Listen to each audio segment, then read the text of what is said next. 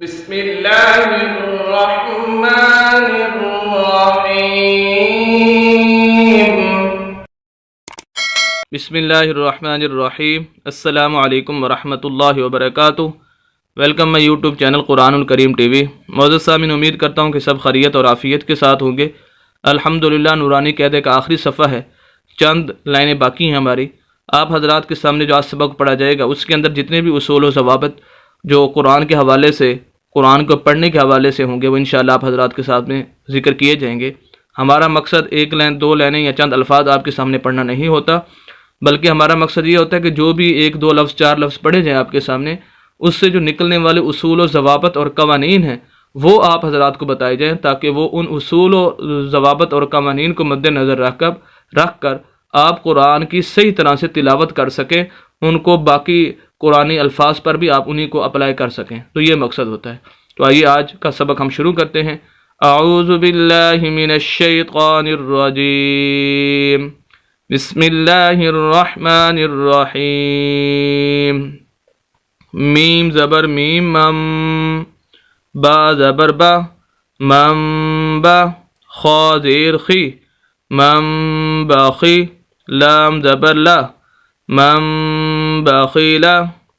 یہاں پر ایک تو ادھر ہم نے غنہ کرنا ہے، ناک میں آواز لے جانی ہے غنّے سے مراد، اور دوسرا یہاں پر آپ دیکھ رہے ہیں کہ نون کے اوپر میم ہے۔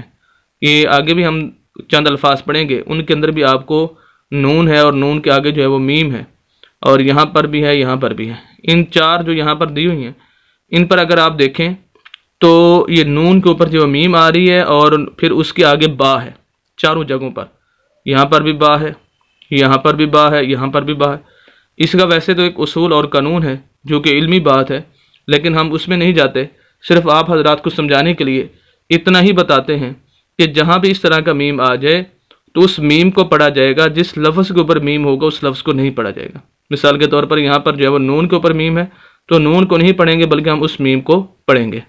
تو باقی جو اصول ہے وہ اگر آپ دیکھنا چاہیں تو وہ انشاءاللہ پھر میں کبھی بتا دوں گا، وہ علمی ایک بات ہے، آپ حضرات کے لیے صرف اتنا ہی کافی ہے کہ اب میم کو ہم میم کے ساتھ ملائیں گے اور یہاں پر غنہ بھی کریں گے۔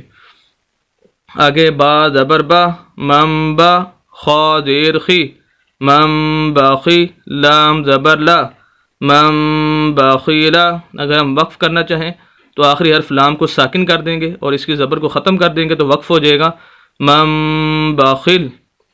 نیکسٹ لفظ لام زبر لا، یا پیش میم یوم، لا یوم با زبر با، لا یوم با زال زبر نون زن، لا یوم بزن، نون زبر نا، لا یوم بدن۔ یہاں پر بھی اسی طرح اسی میم کو پڑھنا ہے، اس نون کے اوپر بھی غنہ ہے، اس نون کے اوپر بھی غنہ ہے، دونوں جگہ پر ہم ناک میں آواز لے کر جائیں گے، غنہ کریں گے دونوں جگہ پر۔ اگر ہم اس حرف کے اوپر وقف کرنا چاہیں، اس لفظ کے آخر میں وقف کرنا چاہیں، سانس توڑنا چاہیں، تو اس صورت میں طریقہ یہ ہوگا کہ ہم جو اس کی زبر ہے اس کو ہم ختم کر دیں گے، اور نون کو بھی پڑھا جائے گا، لفظ کو بھی پڑھا جائے گا، اور اس کی شد کو بھی پڑھا جائے گا، اور وقف کی حالت میں ہم اس لفظ کو پڑھیں گے لا یوم بازن، اس طرح پڑھیں گے۔ اوپر جو زبر ہے اس کو ہم چھوڑ دیں گے۔ میم میم زیر میم، میم با زبر عین با، میم با دال زیر دی، میم با دی۔ یہاں پر بھی میم کو پڑھیں گے، نون کو نہیں پڑھیں گے، اور غنہ بھی کریں گے میم با دی، وقف کریں گے، آخری حرف دال ہے، اس کو ہم اس کی زیر کو ختم کر دیں گے اور اس کو ساکن کر دیں گے، تو وقف کی حالت میں ہم پڑھیں گے میم بعد۔ اچھا، یہ ایک اور بات سمجھنے کی یہاں پر کہ یہ دال جب ہم پڑھ رہے ہیں وقف کی حالت میں میم بعد، یہ اس کے اوپر کلکلہ کر رہے ہیں۔ کلکلہ 5 حروف کے اوپر ہوتا ہے، قاف طا جیم دال اور با، یہ 5 حروف قطب الدین جن کا مجموعہ ہے ان پر کلکلہ ہوتا ہے، اور اس صورت میں ہوتا ہے جب یہ 5 حروف ساکن ہوں، یعنی ان کے اوپر جزم آ جائے، اس طرح کی جزم آ جائے۔ اب یہاں پر ظاہراً تو ہمیں نظر نہیں آ رہی جزم، لیکن جب ہم وقف کرتے ہیں تو اس زیر کو ختم کر دیتے ہیں اور اس طرح کی جزم اس دال کے اوپر بھی آ جاتی ہے۔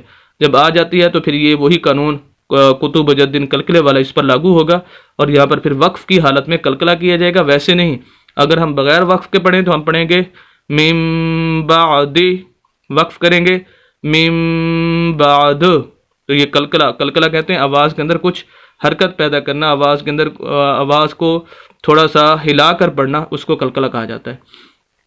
آگے لفظ ہے میم زیر میم، میم با زبر یا بئی، میم بئی، نون زیر صاد نس، میم بئی نس، صاد پیش لام صل، میم بئی نس صل، با زیر بی، میم بئی نس صل بی۔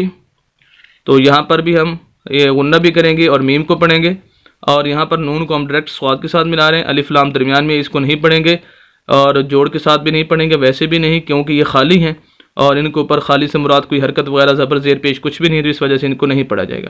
اگر ہم آخری حرف پر وقف کرنا چاہیں، یہاں پر سانس توڑنا چاہیں، تو وقف کی حالت میں ہم اس کو پڑھیں گے میم بین الصلب، اس کو ساکن کر دیں گے، اس کی زیر کو ختم کر دیں گے تو وقف ہو جائے گا۔